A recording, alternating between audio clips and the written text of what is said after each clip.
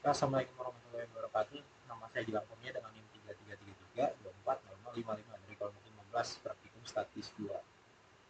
Jadi begini untuk sip 1 itu sendiri ada 4 soal. Dengan nomor satunya ini jelaskan apa yang dimaksud dengan uji hipotesis secara sederhana. Jadi ini jawabannya. Nah ini nih. Uji hipotesis itu adalah sebuah prosedur statistik yang kita pakai untuk menguji kebenaran dari suatu hipotesis atau pernyataan tentang parameter populasi berdasarkan data sampel. Jadi sederhananya di sini kita punya suatu asumsi tentang sesuatu yang dimana terus kita uji apakah si data yang kita kumpulin ini mendukung si asumsi atau hipotesis itu atau justru ditolak gitu si ininya. Nah, dalam uji hipotesis sendiri itu ada dua hipotesis yang selalu berpasangan, yang mana ada hipotesis nol yang dimana pernyataan awal diasumsikan benar, yang mana biasanya menyatakan tidak ada perbedaan atau tidak ada pengaruh.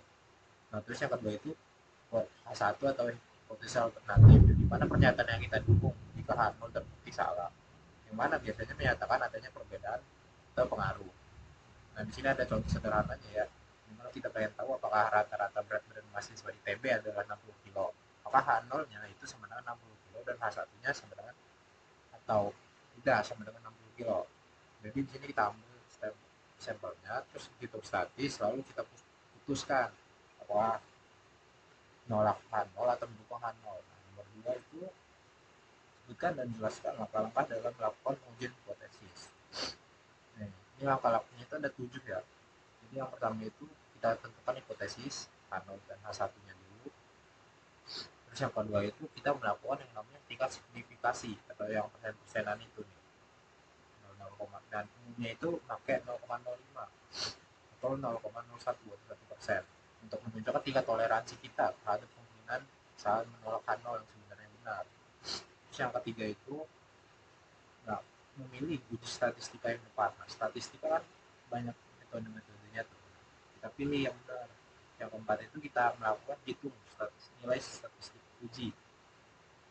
Nah, yang kelima itu kita menentukan titik kritis atau wilayah kritisnya. Nah, selanjutnya itu kita yang langkah keenam itu yang namanya ambil keputusan. Di sini kalau nilai statistiknya jatuh di wilayah kritis atau ini perlu kurang dari si apa maka kita menolak H0. Terus langkah ketujuh kita bikin kesimpulan yang dimana kita menarik kesimpulan dalam konteks permasalahan secara sederhana dan jelas. Yes, tentunya soal nomor 3 perbedaan lifestyle sama lifestyle. Ya sederhana ya di sini. Kalau lifestyle itu kita pakai untuk menunjukkan nilai parameter lebih kecil dari nilai H1. Yang mana wilayah penolakan H0 itu berada di sisi kiri distribusi. Contohnya apakah rata-rata umur baterai itu kurang dari 500 jam. Nah, terusnya lifestyle atau ekor kanan. Yang dimana kita untuk mengukur nilai parameter yang lebih besar dari nilai acuannya. Wilayah penolakan H0-nya itu berada di sisi kanan distribusi. Nah, contohnya ini apakah produksi mesin baru itu lebih dari 100 unit per jam.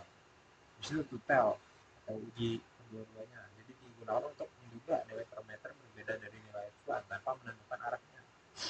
Yang dimana wilayah penolakan ada di dua sisi nilai. Apa dibagi dua untuk masing-masing ekor. Apa dibagi dua. Apakah rata-rata berat produk berbeda dari standar gram.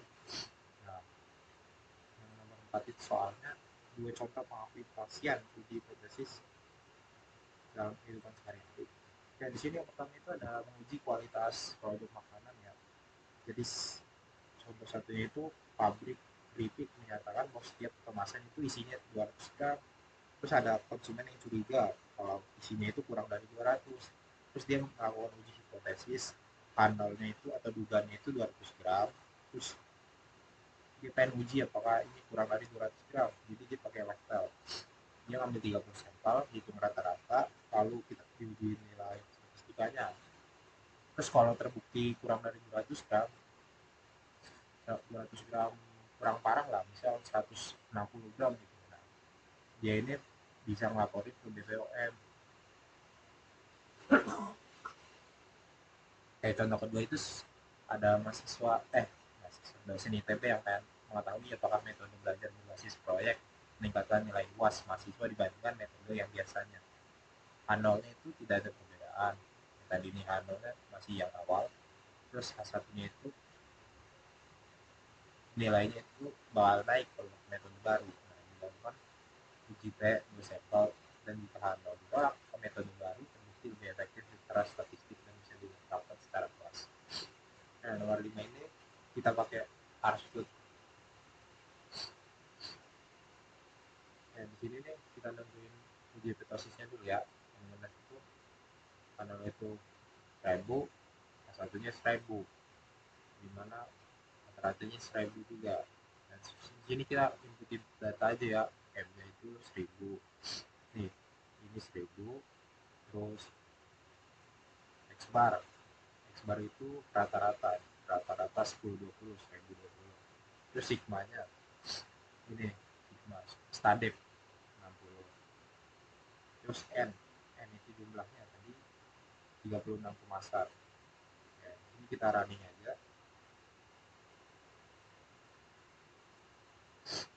So, di sini kita hitung nilai statistiknya, nyari Z-nya. Jadi X bar 1020 dikurang sama M.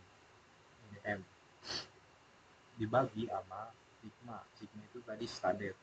Terus dibagi sama akar dari N. Akar N. Terus print dari Z-nya. Terus kita nyari nilai kritis. Ini di mana? Nah, ini tadi kan signifikasinya itu 5% ya. Jadi ini 0,05 makanya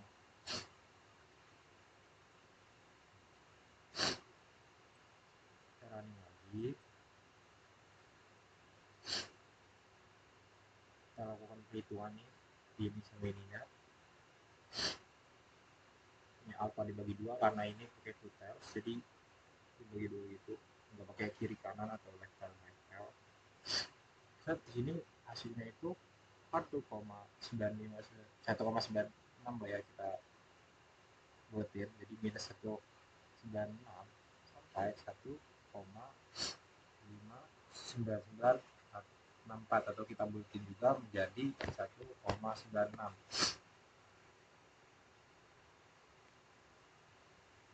Jadi di sini kesimpulannya adalah berat rata-rata kopi itu tidak sama dengan 1000 gram secara signifikan, di mana Z-nya itu di luar daerah penerimaan.